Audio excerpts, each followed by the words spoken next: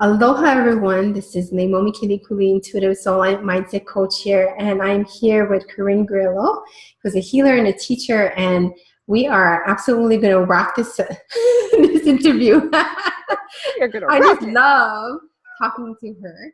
She has amazing content to share with us about how to work with spirit and use intuition in order to create a life, right, that is aligned to your soul and, create an avalanche of wealth. So, of course, let's create that manifestation here today, right?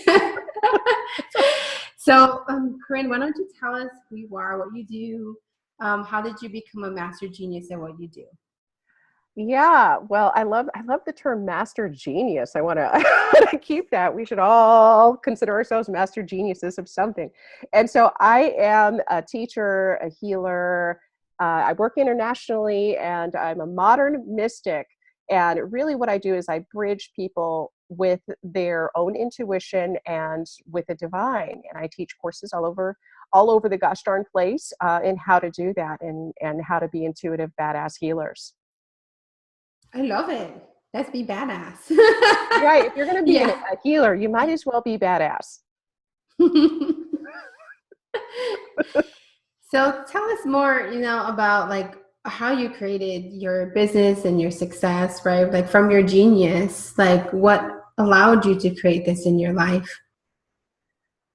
Yeah. So I was originally a licensed psychotherapist. So I'm also a psychotherapist. But what started happening in my session that I started deepening my connection with the angels. I had powerful experiences with the angels, and I wasn't quite sure how to bridge that into a traditional setting. And so over time, I eventually came out of the spiritual closet and I would say, hey, we can talk about your problems or we can heal that shit now with the help of the angels. And more than likely, even if people were not religious, they're just like, well, if it'll help me stop crying because I've been crying for 15 years straight, then please do by all means, let me help you. So in those sessions, people had radical results. We did a lot of awesome healing, and I'm real deep with the angels, and so over time, I just decided, and I was feeling called, intuitively feeling called to start reaching larger platforms. So the structure of this office one-to-one stopped making sense, stopped feeling right. And as a matter of fact, even though the work was going great and I had all of this business down on the ground here, it was starting to feel out of alignment. And I struggled with that because I didn't know what that meant. I didn't know what that, does it mean like I don't like doing this anymore? Because like this is, we attach to our work as our identity, which is, I believe one of the problems in business is we get too focused on like, hey, I have this and this is what I'm supposed to do. And we don't listen to our intuition and how to shift and change. So I finally listened to the call and I let my office go. And I didn't even know where my office was going to be, but I was in the process of developing an online program, my first free online program called the 7-Day Miracle Challenge. And so it was really through listening to my guidance and also through all the work that I did down on the ground that gave me this sense of confidence, not in me, but in something bigger, that if this has worked for me, what if I totally scrap that and start really shifting into something that's more bigger, more powerful, so that my energy could like expand in a way, and that so I could continue to be challenged in my journey. And um, so that's really how it all started. I had to take a really big risk. Usually people will kind of shimmy a little bit out of if you're working 40 hours, they'll drop it down 30 to, drop it down to 30 and they'll create more time. I did a little bit of that, but really what made the biggest change was that I said, I let go of my office. I had nowhere to go. And I was like, all right, universe, I'm all in because I need to make some cash because that was my bread and butter. And so that made me really hustle to start um, developing content that was really more aligned with who I am, which is deep. I love spirit and I love magic and I love miracles. And so my biggest mission was to help teach people how to do it for themselves, how to make it happen on their own. Wow, I love that because I remember we had a little consultation with each other like during that time, and I remember you're going like, I don't know what I'm doing wrong. What is it going on? Like I don't feel like I'm in alignment with my office anymore, and blah blah blah. And I was like, I think you're really supposed to create an online presence, like, create some teachings and stuff. Like, why don't you just do that? And I remember you were like lighting up in the car. You're like, oh my God, I never thought about like creating something much more powerful, and that's like manifestation and miracles and things like that. And sometimes it's like you don't realize your business model until you're like in the shit and you're like, wow, how Yeah. did I get myself at this position? Like, I didn't like it anymore. It's supposed to be so awesome. It's like, Yeah. I'm doing it. I do what I love, but it's not at the scale that I would like to show up as. Yeah. And I noticed that since then, you just like stepped into your leadership. You was like this goddess, energy. And then you just owned it and you just like lit up. Right. And it's like, step by step, because when we don't have, often with, heart-centered businesses, we don't necessarily have always mentors we don't have a mentor that's going to teach you your path. Like, you have to really step into your power and start believing in something, even if you've never seen it before. And so I started with the 7-day miracle challenge. And I think around the time I was just developing that, I may have started one little thing before that, but I hadn't quite exploded. Or explode, like my kind of explosion, but I hadn't quite fully stepped in. I think I was still like not wanting to do video, because I was like, video, I don't want to see my face, and so I was still like step by step, still allowing my genius to lead, but finding like, okay, but how can I just keep it small still in some way? How do I do all this but not have to be the face behind it, right? Because I was still dealing with all of this unworthiness and shame. So over the years, the iterations of the business of the online business over the last 3 or 4 years has been pretty awesome. And I just keep on expanding and listening. It's like, okay, this is not fully like my jam right now. So then it's just, what's cool about online business is that you just keep on creating new things that feel more in alignment. So from that day, now I have a pretty rocking membership site and a 9-month intuitive healing training and all these 21-day invocations. Like, it's so fun to kind of keep on creating. So I feel like in order for me to stay in my genius, I have to allow it to expand and grow with me. Yeah, exactly. Because it's like integrating your intuition, your psychic abilities with what you're doing. But some people, they have to awesomely just open up the closet and say, "Hey, I'm psychic," like, Yeah. just be a kick ass about this, right? Exactly. Or Let's you not could be like, tiptoe around it. it's like go around the bush and they pretend that I don't like angels and they pretend Yeah, you have to exactly. go to that stage to actually realize, like, hey, I need to embody my superpower, align to the archetype that I need to become, and then follow the path. And obviously, that's going to create more abundance and wealth. So it was just awesome to watch you, to like see you starting to own your superpower, and like guide. You just go because the guidance is there from source, and then you just use your psychic abilities and integrate it all together, and then you made this cool membership and programs based upon what that you love teaching. And I think it can be that easy if you're Yeah. really aligned with the right superpower, right? So obviously, through that process, you really figured it out as you went, right? Right. It took a lot of like soul listening. And also, one of the choices that I had to make was whether or not I was going to try and do SMART programs. Like, because I am a psychotherapist, which means I could totally go down the mindset road and all of that stuff. But I decided what I did was I followed my biggest party.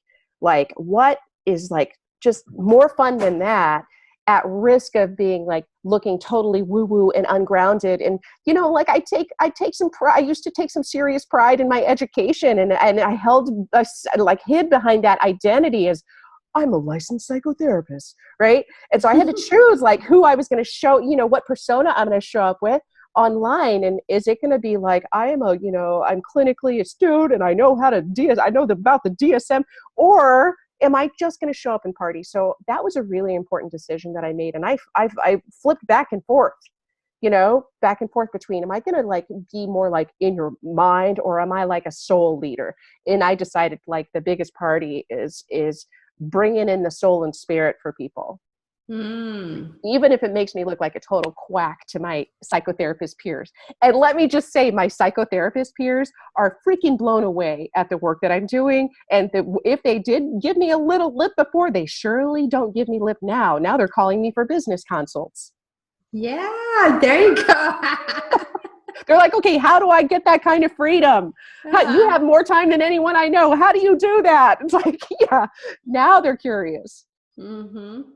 Yeah. And that's what happens when you get past the 6-figure mark. Like, you really have to step into your leadership, and you chose, and that's what you just told me, that's an alignment. That's a positioning that you completely shifted.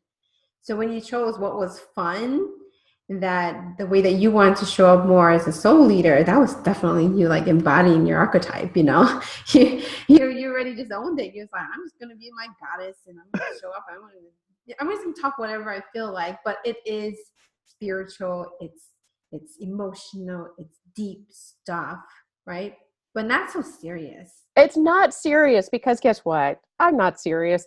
And also it's the same impact but so much better. So people still heal their minds through the work that we do. But now in addition, they don't just heal their minds, they heal their hearts and they heal their connection to the divine. It's like now I look at that decision I made and I'm like, doy, of course you go for the most juicy thing you can offer people. Why would you like dumb it down? Even though in my mind at the time, I was like, that's the practical, smart way to go. Right. Right. And you wouldn't have found it if you didn't get that misaligned, right? You didn't experience that, like, shit, I'm not working like this anymore.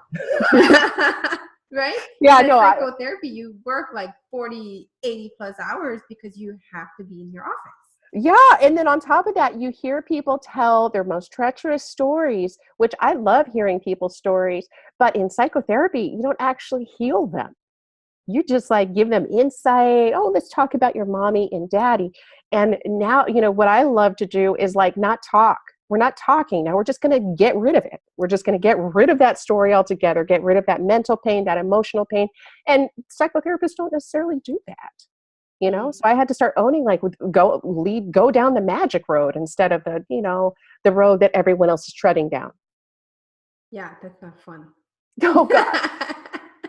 I know, and now I totally forget half the time that I'm a psychotherapist, even though I still like use all of my training, all of my education, but I use it in such a different way that is I don't know, so much more impactful and hopeful, and it's just there. But I thought, like maybe many of your listeners think that they have to, really think about how you're going to present to the world. Like, you may want to be taken seriously, and you may want them to know that you have a PhD, and people don't care.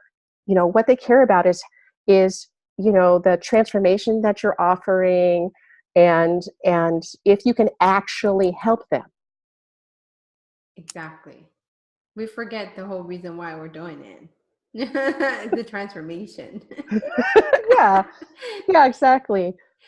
So when you were growing up, what lit you up? Like, how's that play into what you're doing now? What lit me up was a lot of alone time, and also playing with animals. Animals always lit me up, and nature lit me up. I had a very severe upbringing, lots of abuse, and very kind of unsafe household. So I had to escape quite often in my mind, in my imagination. And I feel like, you know, I feel like that imaginative person, that person who can tap out of any situation and come and make something beautiful out of it, like how it helps me is like my life was always dynamic, and I've always been I grew up surrounded by chaos and shit. So what that means is that when I hear people in their chaos and shit, I get excited for them, because I know if they found me, they're about to find find the sacredness and get supported in a whole different way. And so I don't do it through animals right now. I mean, although all I really want is a mini donkey farm somewhere down the line, but but it's just like, I think I love creating environments where people feel safe, feel supported, feel loved. I know there's a lot of people out there that are alienated, feel alone, or in the process of abuse. And so, you know, all of my childhood does inform the work that I do. And it also gave me a deep passion to help other people spring out of jail, whatever jail that they're in. And what worked for me was working with spirit and working with the angels and listening to my guidance. And so that's why, you know, I teach that. Mm-hmm. Wow. Who would have thought, right? Like thinking about spending time with animals and nature and doing all of those things will lead you up to doing this right now. Yeah, well, there's that plus the shit swirl combined around it that created, you know, somebody who knows how to find peace in nature. And really that's where I feel like the voice of spirit becomes really so much stronger. For me, it's been like that since I was younger. That's beautiful. I think because of all that shit, like you were able to see what really mattered to you, right? Like, which is the nature, the animals, and the connection, and, you know, connection to spirit in your own unique way, and helping people feel that connection. Yeah, It brought definitely. it out of you. Right. Yeah, exactly. So, maybe walk us through maybe a process that you normally do with your clients or with your audience, that maybe they, you know, they've never experienced before. How do you connect them with spirit? Well, the thing is that we're already connected to spirit, all of us. It like we even if we tried, if we're trying hard, like we're smoking crack pipes, we're still connected to spirit. And I have learned over the years in communicating with spirit and really doing healing for other people that spirit never really judges us what we're doing. It's only us that are judging us, and it's that judgment that keeps us separate from spirit or makes us feel separate from spirit. So I find that the first steps in really opening up your life to a true experiential divine. So when I like what I don't do is just like, oh, it's like this theoretical concept of spirit. The work that I do really helps you manifest actual experiences in your life that there's no doubt that it's divine intervention or that there's something crazy going on. You know, synchronicities and all of that improve, and people have magical like cash coming from the government that they didn't know. So the work that we do is really about stepping into your life as an extension of spirit and understanding that you are an extension of the divine already. And, you know, and like I said, any act, I believe, is a spiritual act. We're all souls undergoing some deep learning. And so many of us want to punch ourselves in the head if we happen to have a crack pipe in it. But that doesn't mean that you have to decide that you're not good enough for God, good enough for spirit. Spirit's just there all the time. So I feel like often some of the first steps is helping people to detox from guilt, from shame, latent guilt and shame that they have, that they've carried their whole lifetime. So I work a lot with the unconscious mind. And and I do healing on all levels of the mind. So it's like ancestral healing, childhood, past life healing, you know, all of the healings. And so all of us are carrying all of this pollution, all of this crap that's just keeping us blocked. And so I teach people steps on how to clear that stuff with the help of the angels. There's so many different ways to clear it, but you know, angel stuff is fun. So and so many people have a resonance with angels, even if they're not religious. So my approach is not religious whatsoever. I'm a mystic through and through. And so angels help everyone. And I see angel work as like really a way to, it's a transformational work. It's not just angels can help me. It's really about, it helps scrub down all those shitty layers that have been caked on juicy, delicious core. Wow. Can I imagine how much juiciness is going to come out of that? Yeah, there's some really awesome things that happen. And I was concerned because when I moved from private practice, one-on-one, like I got to touch them, and you think like you got to touch them in order to help them. It's very challenging to think, okay, how am I going to help like hundreds or thousands of people and not touch them and not even be in the same room with them. And so it was like, I was hoping it would work. Like, I didn't know. I was just guided to do it, like, can this actually work from a distance? I don't know. So yeah, I mean, it was like, step by step learning to really allow the divine, allow spirit to come into their lives without me having to be there. That was a really important process for me, in learning to deepen my faith and my trust, not just in myself, but really in spirit. So it's been like an incredible evolution of now, touching thousands and thousands of lives through these little programs. Mm-hmm. Sounds awesome. Sounds like we Yeah. totally are integrating all parts of themselves, but like in a fun and energetic way. Yeah. And you know what I like about it also is that it teaches them who the healer is. So sometimes in the healing game, people can get very dependent on you, and they project their own healing power onto you. And so what I like about this whole distance thing is like, look, I wasn't even there. You've never even talked to me. I'm just making some suggestions, and you're having these bombastic healings and crazy shit happen. You're doing it on your own with spirit. So I love the empowerment that this next phase has gotten, at least my students and my clients, where they're really embodying the stuff on their own, and they know that they're like jamming it out with their invisible posse. Right, because that's exactly what happens when they finally like allow that posse to come in, right? That spiritual guidance, the business structures that may be coming in, the strategy comes in after all this wonderful juiciness. Exactly. Once you're all shellacked and juiced up,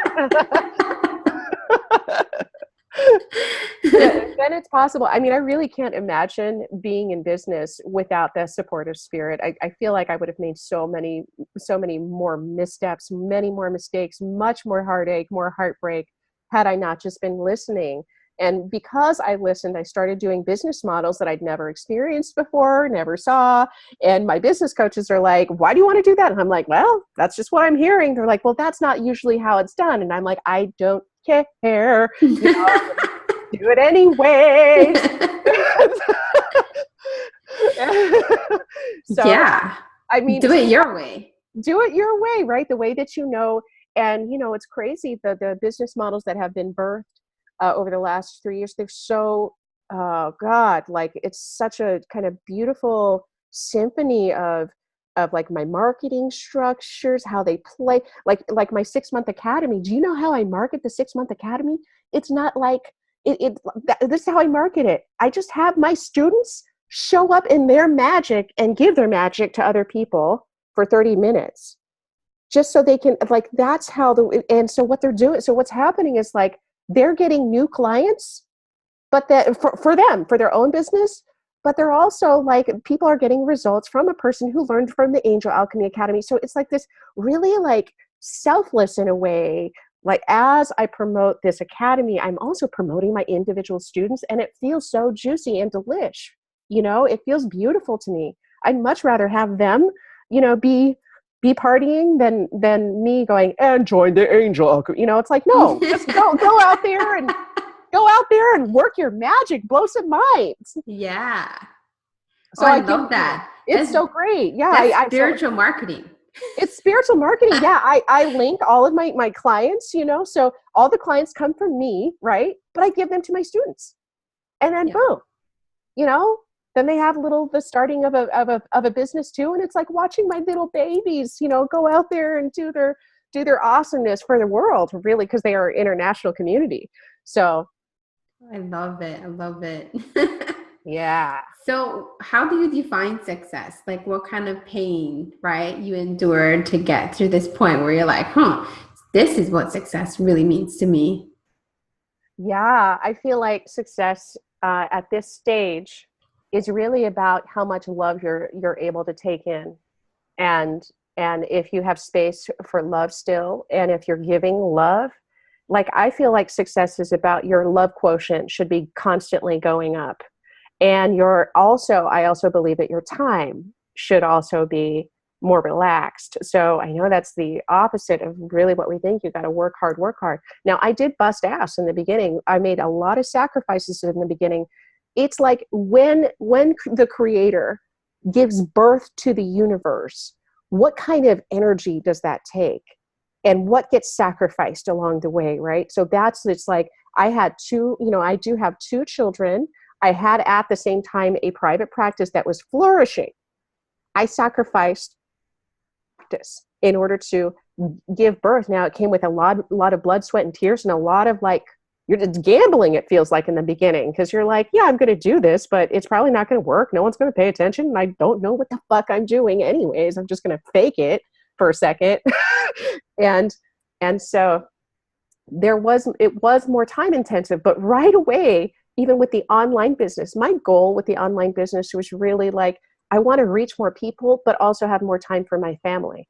And so the minute I dropped my 40-hour-a-week job, even though I was working hard on this business, it didn't feel like work because it was freaking awesome.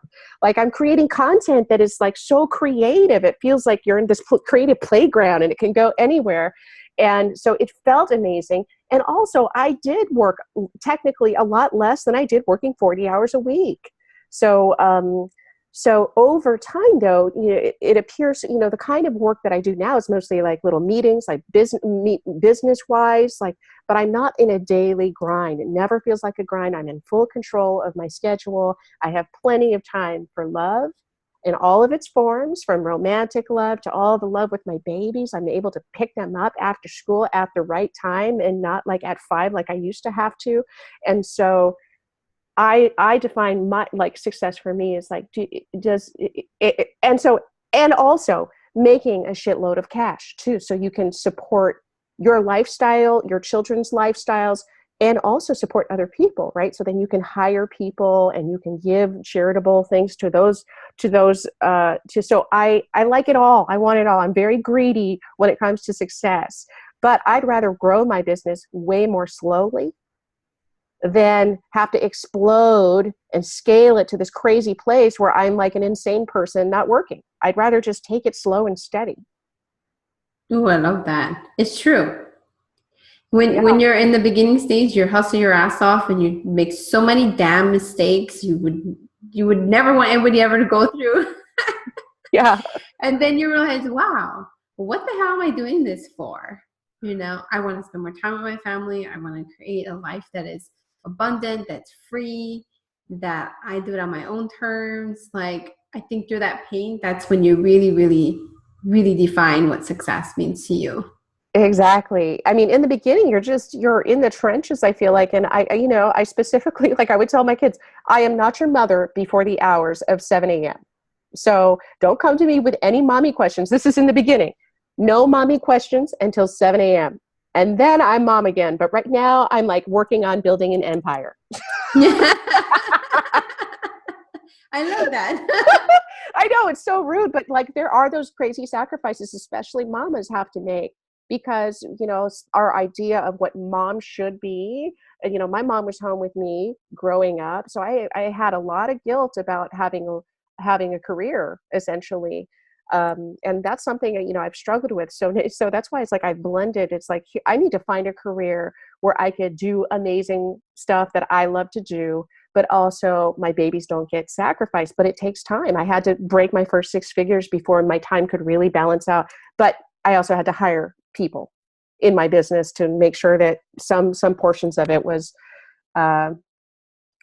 working while I was, snuggling my babies. Mm-hmm. What was hard about breaking through, like after the 6 figures into multiple 6 figures? What do you think like was the biggest breakthrough for you?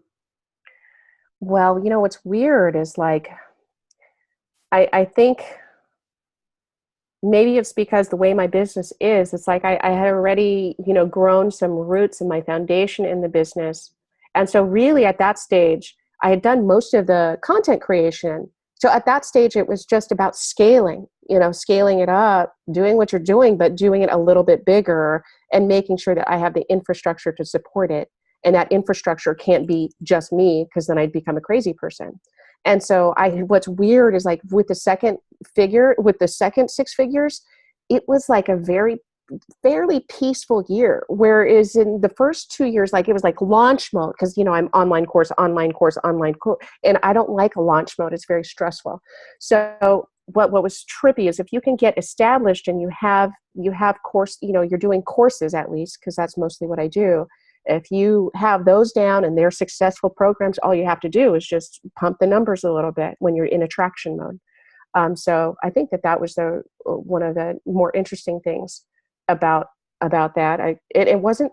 I've never been someone who's like, and this year I'm going to make $200,000. That's never like that's not my approach in life. My approach is always like, how am I going to create more parties and have fun with my people, right? But I do know that I do want the business to grow, because I run 2 separate households, and I want to make sure that we have enough, lifestyle stuff happening. So, I mean, money is important, but what's most important is the quality of money, the quality that it leaves in your heart. And so I think what was interesting about the second 6 figures is that, yeah, it's just more of the same, a lot more relaxed, more space to be more strategic. Yeah, it's true. When you get to the scaling stage, like when your offers are pretty established, it's just a matter of like figuring out, well, how do you up that numbers?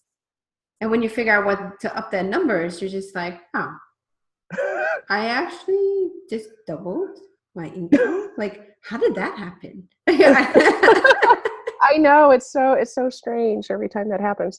But what's strange is that it feels like, because the work that we do, it's like, it's good work. It feels amazing. And with the kind of mail and support that I get from my people, the people who are in my trainings or maybe in my membership site, they're getting so much from it.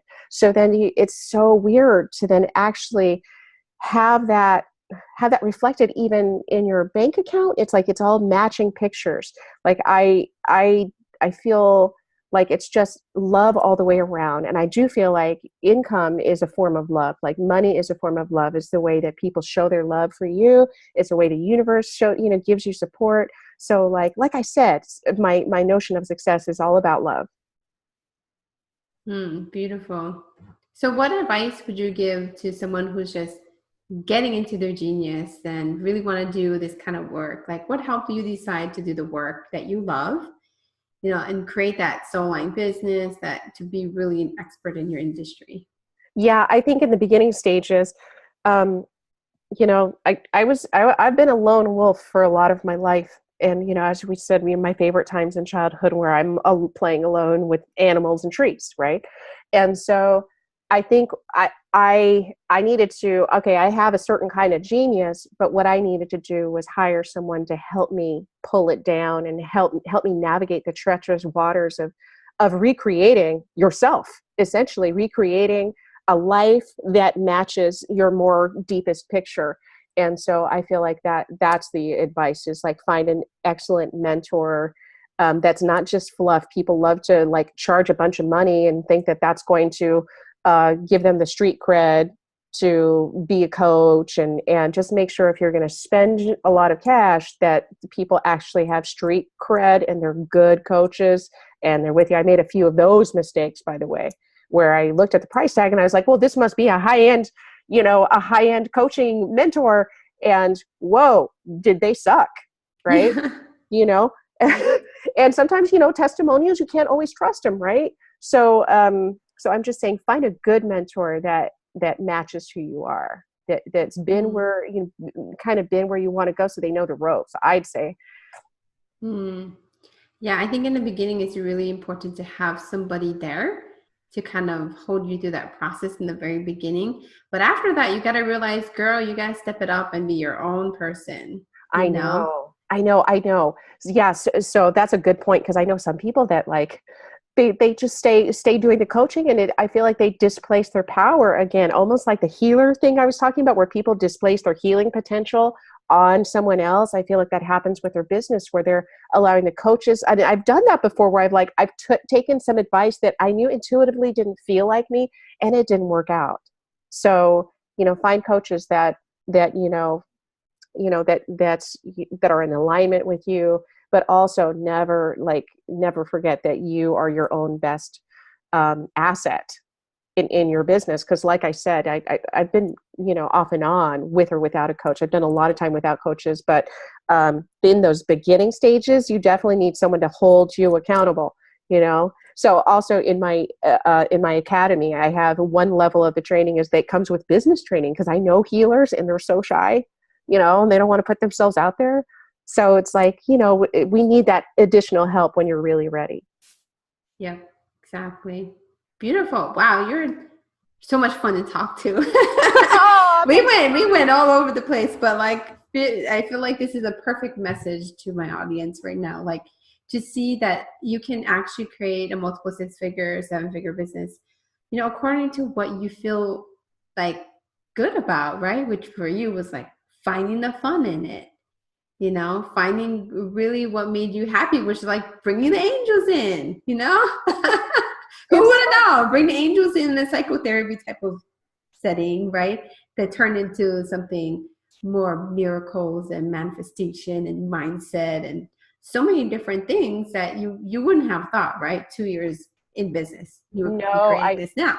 I had no clue what I was getting into. I mean, I was just hoping like, I hope I can at least, make at least enough money to support my family. I didn't know it was going to be this, like all these new layers to the business now that I've added in. It's just like, whoa, I can't even believe I've done that. And really it's just the angels. Who would know? Who would know? Right. Like, okay, I'm just going to talk about angels. Everybody thinks you're crazy. It's like, why would you talk about angels when you're like, you're kind of a badass therapist? I'm like, I know, but I'm so bored with therapists, So yeah, that's awesome.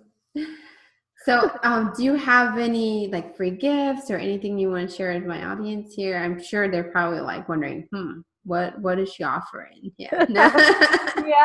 Yeah. What I have is I still have my 7-day miracle challenge, the very first program that I created for people. It's like near and dear to my heart, it's the opening into my international community. And what it is that it's a 7 daily steps to help you heal your heart, mind, so that you can get call on the angels to help them intervene in your life. And sometimes they do it in such incredibly big ass ways, it will blow your mind. I'm telling you, we get people all over the world that are like, what did you do? Oh my God, this stuff is real. And I'm like, I told you this shit is real. So the 7-day miracle challenge is a free program. You can find it at 7daymiraclechallenge.com. Oh, that's easy to remember. Just remember, it's 7 days. It's a miracle and it's a challenge. I challenge you to make miracles with your angels. You'll see, people who really do it, and it's just incredible the stuff that happens for people. So it's a beautiful first step into the world of angels. Yes, that's beautiful. And if they want to work with you, do you have a place where you like them to land? Well, you can go to my website and check out my, whatever offerings I have. Right now, I don't do a lot of one-on-one coaching unless it's business coaching, but and even that is like, it's got to be a good fit. But yeah, you're welcome to check out my business page. And you can just, not my business page, my website at CorinGrillo.com, and you can see what's happening there. Thank you. Thank you so much for spending this time with us. This was an awesome episode. I think we talk about so many things. Just knocked it all out. Knock it all in this whole time. Right. Yeah, I know. Any last words you want to share with us? Oh, I just, want to say it's, thank you for having me on as a guest. And, I love talking about this stuff, and just want to tell each of you that you are not alone. And if you've been trying to solve all of these things by yourself and you feel stuck, please call on your divine support, because it will open up to some awesome goodness. Everybody has angels. So at least give it a shot. Yes, I think so too. Who would have known, right? How you're supported. Who would have known? On the other side. I didn't know. But thank you so much for being here, everyone, for listening in. You know, we do this interviews like every 2 weeks, and I share with you guys some amazing, awesome people who are leaders in their industry, rocking it, making good money, showing up, being an expert in what they do. So I hope that this was very helpful for you guys. And so be sure to check out every episode, because there's always some awesomeness and good golden nuggets in it, I think. So until next time, love you guys all. Have a beautiful day. Aloha.